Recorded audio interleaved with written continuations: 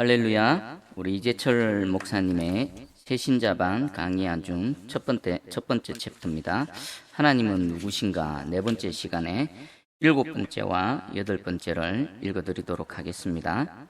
듣는 중에 또 깨닫는 은혜, 또 믿어지는 은혜가 있기를 간절히 소망하고 축복합니다. 일곱 번째입니다. 하나님은 언제나 함께 하시는 하나님이시다. 창세기 28장 15절 말씀, 내가 너와 함께 있어 네가 어디로 가든지 너를 지키며 너를 이끌어 이 땅으로 돌아오게 할지라. 내가 네게 허락한 것을 다 이루기까지 너를 떠나지 아니하리라. 아멘. 자식에 대한 부모의 사랑은 말로 표현할 수 없을 정도로 넓고도 깊다.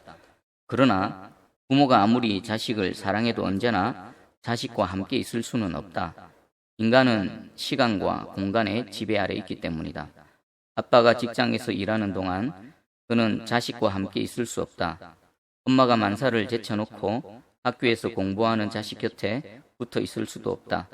비록 한 지붕 밑에 산다 한들 부모가 매일 밤 뜬 눈으로 자식을 지킬 수 있는 것도 아니다. 더욱이 부모 자식은 언젠가는 반드시 헤어져야 한다. 사랑하는 자식을 남겨두고 부모가 먼저 떠나는 것, 그것이 인간의 인생이다. 그러나 시간과 공간을 초월하는 하나님께서는 영원한 분이시기에 영원토록 우리와 함께 하신다. 게다가 하나님께서는 전능하시기에 우리와 함께 하시면서도 인간처럼 졸거나 주무시지도 않는다. 이것이 하나님께서 우리를 향하여 내가 너와 함께 있어 네가 어디로 가든지 너를 지키며 내가 내게 허락한 것을 다 이루기까지 너를 떠나지 않으리라고 굳게 약속하시는 까닭이다. 대체 하나님께서는 어떻게 우리와 함께하고 계시는가? 이사야 52장 12절 말씀, 여호와께서 너희 앞에서 행하시며 이스라엘의 하나님이 너희 뒤에서 호위하시리니 너희가 황급히 나오지 아니하며 도망하듯 다니지 아니하리라. 아멘. 하나님께서는 우리 앞에서 행하실 뿐 아니라 우리 뒤에서도 우리를 호위하시면서 우리와 함께 하신다. 어떻게 하나님께서 우리 앞에도 계시고 뒤에도 계실 수 있는가? 이 세상에 수십억의 인구가 있는데 어떻게 하나님께서 그 모든 개개인의 앞뒤에 개별적으로 계실 수 있단 말인가? 그것은 진리의 빛이신 하나님께서 시간과 공간을 초월하는 영이시기에 가능하다. 먼저 방 안의 전깃불을 생각해보자. 어두워지면 전등에 불을 켠다. 그때 불빛이 어디에 있는가? 그대 앞이나 뒤, 어느 한쪽에만 있는 것이 아니다. 불빛은 그대 앞에도 있고 그대 뒤에도 있고 그대 옆에도 있다. 방 안에서 어디로 움직여도 불빛은 그대와 함께하고 있다. 그대가 방 안에 있는 한 불빛이 그대를 감싸고 있는 것이다. 그러나 그대가 방문을 나서는 순간부터 그 빛은 더 이상 그대와 함께하지 못한다. 방 안의 불빛은 벽이라는 장애물을 뛰어넘지 못하는 까닭이다. 이번에는 태양빛을 생각해보자. 태양빛의 위력은 전기 불빛과는 비교가 되지 않는다. 하늘에 태양이 떠 있는 한 그대가 100리를 가도 그 빛은 그대 앞에서, 그대 뒤에서, 그대 옆에서 그대와 함께한다. 그대가 기차를 타고 부산으로 가면 태양도 그대를 따라 부산으로 간다. 같은 시간에 서울로 올라오는 사람의 입장에서 보면 태양은 자신과 함께 서울로 향한다. 집 안으로 들어가도 그 빛은 그대를 떠나지 않는다. 그대가 낮잠을 즐기는 동안에도 그 빛은 그대를 감싸고 있다. 그러나 그대가 땅 속으로 들어가면 그 빛은 더 이상 그대와 함께하지 못한다. 시간이 지나 밤이 되면 그대가 설령 땅 위에 있어도 그 빛은 그대와 무관해진다. 그대 앞이나 뒤, 그 어디서도 그 빛을 찾을 수는 없다. 태양빛 역시 시간과 공간의 지배를 받는 까닭이다. 그러나 영이신 하나님께서는 시간과 공간을 지배하는 분이시다. 다시 말해 시간과 공간을 초월한 진리의 빛이시다. 땅속이든 바다 아래든 하늘 위든 그 빛이 이르지 않는 곳은 없다. 과거에서 미래를 거쳐 영원에 이르기까지 그 빛이 닿지 않는 시간 또한 없다. 그래서 영이신 하나님께서는 그대가 언제 어디에 있든 언제나 그대와 함께 계신다. 낮 동안 태양빛이 땅 위의 모든 사람을 감싸고 있는 것처럼 이 세상에 수십억의 인구가 있을지라도 영이신 하나님께서는 그 모든 사람을 개별적으로 품고 계신다. 한마디로 하나님께서는 언제 어디서나 그대와 동행하시는 분이다. 이 사실을 터득한 다윗은 다음과 같이 하나님을 찬양하였다. 시편 139편 5절에서 10절 말씀. 주께서 나의 앞뒤를 둘러싸시고 내게 안수하셨나이다. 이 지식이 내게 너무 기이하니 높아서 내가 능히 미치지 못하나이다. 내가 주의 영을 떠나 어디로 가며 주의 앞에서 어디로 피하리이까? 내가 하늘에 올라갈지라도 거기 계시며 스올에 내 자리를 펼지라도 거기 계시니이다. 내가 새벽 날개를 치며 바다 끝에 가서 거주할지라도 거기서도 주의 손이 나를 인도하시며 주의 오른손이 나를 붙드시리이다. 아멘. 하나님께서 언제나 나와 함께 동행하시는 분임을 알았다면 여기서 우리는 보다 중요한 사실을 깨닫게 된다. 사람들은 자신의 뜻이 이루어지지 않거나 자기 계산과 어긋나는 결과가 주어졌을 때, 뜻하지 않은 재난이나 불행이 닥쳤을 때 이내 근심하며 절망에 빠져버린다. 그러나 하나님을 진정으로 믿는 사람에게는 어떤 경우든 낭망이나 절망이 있을 수 없다. 생각해보라. 하나님께서 그대와 함께 하심에도 그대에게 그런 일이 일어났다면 그것이 불행일 리가 만무하다. 그대와 함께 계시는 하나님께서 그대에게 불행을 주시려 그런 상황을 허락하셨을 까닭이 없다는 말이다. 그것은 그대를 사랑하시는 하나님께서 하나님의 방법으로 그대를 새롭게 빚어 그대에게 더 좋은 것을 주시기 위함이다. 욥은 하루아침에 모든 것을 잃었다. 재산, 가정, 명예, 건강, 자식 등 지니고 있던 모든 것을 잃었다. 절망할 수밖에 없는 비참한 상황에 빠진 것이다. 만약 욥이 하나님과 무관한 상황에서 그런 일이 벌어졌다면 그것은 암담한 불행 위에 것일 수 없다. 중요한 것은 하나님께서 그와 함께 계신 중에 그런 사건들이 터졌다는 사실이다. 그래서 그것은 불행일 수 없었다. 도리어 연단을 통해 욥을 더 크고 아름답게 세우시려는 하나님의 은총이었다. 다시스로 향하던 요나가 폭풍의 바다 속으로 내던져졌다. 절체절명의 순간이었다.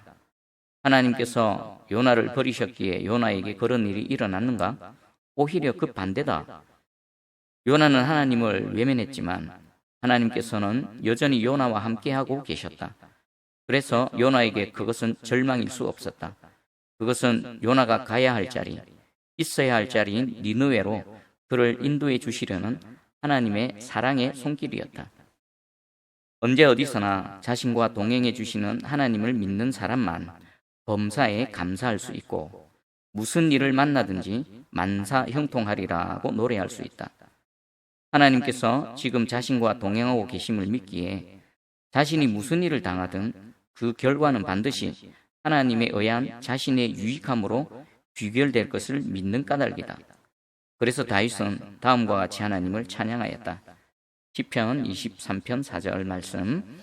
내가 사망의 음침한 골짜기로 다닐지라도 해를 두려워하지 않을 것은 주께서 나와 함께 하심이라.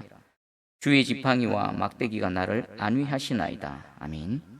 다윗은 사망의 음침한 골짜기에 떨어져서도 두려워하거나 근심하지 않았다. 오히려 그 상황 속에서 하나님을 찬양하였다. 하나님께서 자신과 함께 계심에도 자신이 사망의 골짜기에 이르게 되었다면 그 골짜기야말로 하나님께서 자신으로 하여금 하나님의 구원의 막대기와 지팡이를 경험하게 해주시려는 은총의 골짜기임을 알았던 것이다. 그대는 지금 어떤 상황으로 인해 절망으로 근심하고 있는가? 천지를 지으신 하나님께서 지금 이 순간 그대와 동행하고 계심을 잊지 말라. 하나님께서 그대에게 현재의 상황을 주셨다면 그것은 그대에게 불행이 아니라 행복을 주시기 위함임을 기억하라.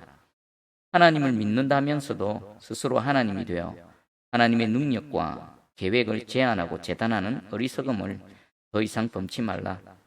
그대의 생각이나 계획과는 비교 자체가 불가능한 전능하신 하나님의 뜻과 섭리를 끝까지 신뢰하라. 하나님께서 작정하신 때가 이르면 그대와 동행하시는 창조주 하나님의 뜻과 계획이 그대의 삶 속에 반드시 결실될 것이다. 이사야 55장 8절에서 9절 말씀. 이는 내 생각이 너희의 생각과 다르며 내 길은 너희의 길과 다름이니라. 여호와의 말씀이니라.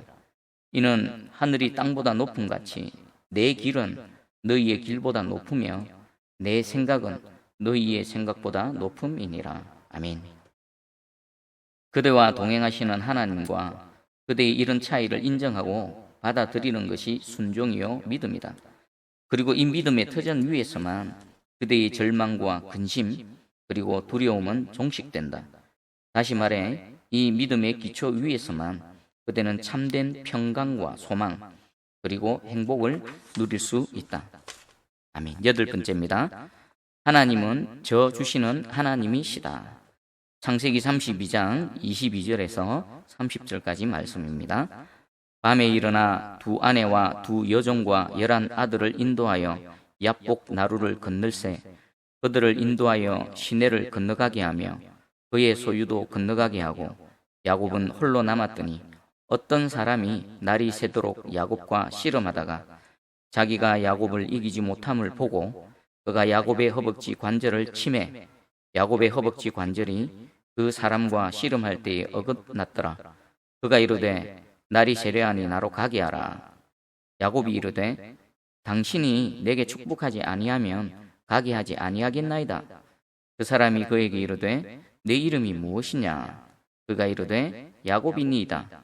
그가 이르되 내 이름을 다시는 야곱이라 부를 것이 아니요 이스라엘이라 부를 것이니 이는 내가 하나님과 및 사람들과 겨루어 이겼음이니라.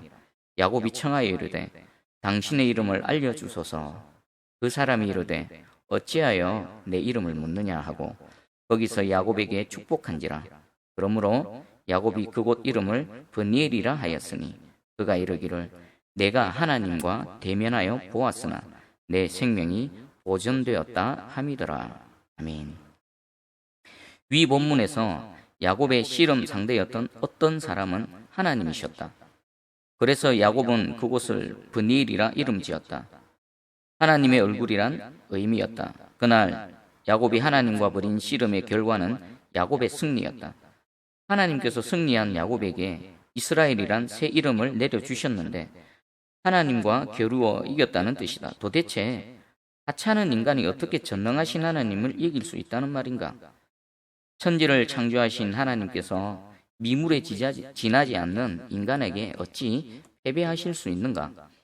그 해답은 지극히 간단하다. 하나님 아버지께서 저 주셨기 때문이다.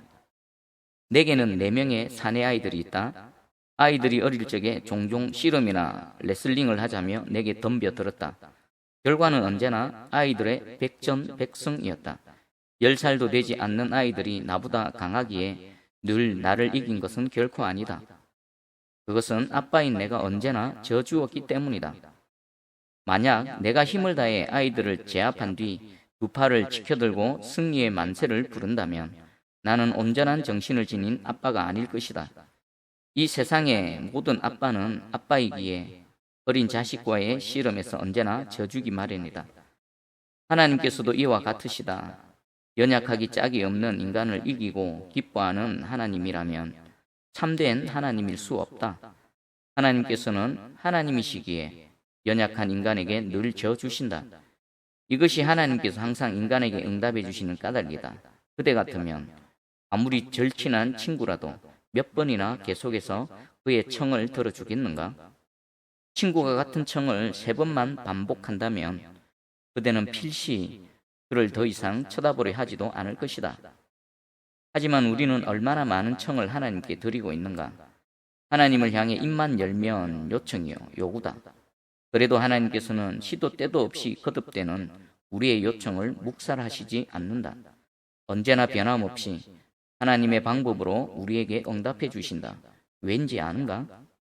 우리의 모든 뻔뻔스러움에도 불구하고 하나님께서 저 주시는 하나님이시기 때문이다. 그뿐이 아니다. 저 주시는 하나님이시기에 하나님께서는 우리의 거듭되는 허물마저 되풀이하여 용서해 주신다. 그대는 그대에게 똑같은 잘못을 반복하는 사람을 몇 번이나 용서할 수 있는가? 그대가 3번만 거듭 용서해도 그대는 성자라 불릴 것이다. 일반적으로 사람들은 정과를 지닌 자를 꺼린다. 정과 몇 번만 되면 아예 상종조차 안 의뢰 한다. 그러나 하나님 앞에서 우리의 실상은 어떠한가? 매일 같은 죄를 반복하는 우리는 정과 수백 번, 수천 번, 아니 수만 범들이 아닌가? 그런데도 하나님께서는 우리 같은 흉악범들을 왜 계속 용서해 주시는가?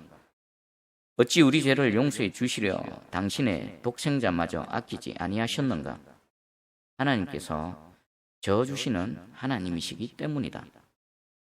그대의 죄가 주홍 같고 굵고 먹보다 검다 할지언정 그대가 하나님 아버지를 바라보는 한 하나님께서는 언제나 그대에게 저어주시며 그대를 흰눈처럼 정결케 해주신다. 우리는 이제껏 창세기를 중심으로 하나님께서 어떤 분이신지 살펴보았다. 한마디로 정말 좋으신 분이다. 이처럼 좋으신 분이 이 세상 어디에 또 있을 수 있겠는가? 예수님께서는 이 좋으신 하나님을 아빠라고 부르셨다. 히브리어로 아빠는 우리말 아빠와 똑같은 의미이다. 히브리 아이들이 아빠라 부르는 소리를 들으면 우리 아이들의 발음과 똑같아 전혀 구별되지 않는다. 아빠라는 호칭 앞에서 아이는 아빠에 대한 모든 권리를 갖는 반면 아빠는 아이에 대해 전적인 의무와 책임을 진다. 아빠가 아이와 함께 하는 한 아이는 그 무엇도 걱정하거나 염려할 필요가 없다. 그래서 아빠보다 더 좋은 호칭은 없다. 하나님께서 바로 그대의 아빠시다. 그대를 위해 온갖 책임과 의무를 다하시는 사랑의 아빠시다. 이 세상의 모든 아빠는 자식에게 어떤 형태로든 자신의 사랑을 나타내 보인다. 그대의 아빠이신 하나님께서도 마찬가지시다. 하나님 아빠께서는 당신의 자녀된 그대에게 당신의 사랑을 다음과 같이 고백하신다. 이사야 43장 1절 말씀. 야곱아, 너를 창조하신 여호와께서 지금 말씀하시느니라. 이스라엘아, 너를 지으신 이가 말씀하시느니라. 너는 두려워하지 말라. 내가 너를 구속하였고 내가 너를 지명하여 불렀나니 너는 내 것이라. 아멘. 하나님께서는 수십억 인구 가운데 그대를 특별히 지명하시어 당신의 자녀로 삼아 주셨다. 그러나 그 고백만으로는 하나님의 양에 차지 아니하셨던지 하나님의 고백은 다음과 같이 이어지고 있다. 이사야 49장 15절에서 16절 말씀. 여인이 어찌 그 젖먹는 자식을 잊겠으며 자기 태에서 난 아들을 긍휼히 여기지 않겠느냐. 그들은 혹시 잊을지라도 나는 너를 잊지 아니할 것이라. 내가 너를 내 손바닥에 새겼고 너의 성벽이 항상 내 앞에 있나니. 아멘. 어린 자식을 키우는 주부에게 잠시라도 자식을 잊어본 적이 있는지 물으면 열이면 11개같이 없다고 대답한다. 과연 그런가? 아니다.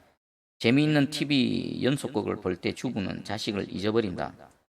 친한 친구를 만나 정겨운 이야기를 나누거나 맛있는 음식을 먹는 순간에도 마찬가지다.